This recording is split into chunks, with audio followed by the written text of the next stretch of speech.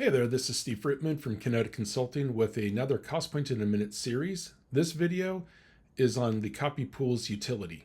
In this example, the copy pools utility will use one process verse 30, 10 for the pools, 10 for the base creation, 10 for the cost creation.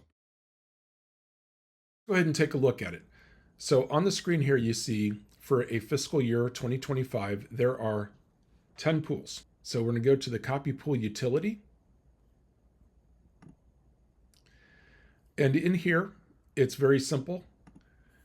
Our allocation group, fiscal year,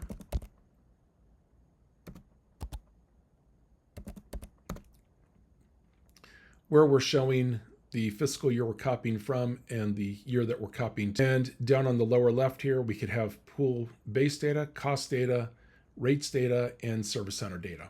The reason we want to include the rates data, even though the rates are going to change between the years, is that we want all of the periods information. If you don't include this, then you're going to have to add each period. That could be 12 to 13 lines per pool. To execute it, you just go ahead and press the process or the gears. Upon completion, you can see the success message at the bottom. Query up for 2026. And there's our 10 pools. The cool thing about this is it's not just the pool costs and the pool base. So we take a look here, we can see the base copied in, but it also pulls in the base creation screens for 2026 and the cost creation screens for 2026.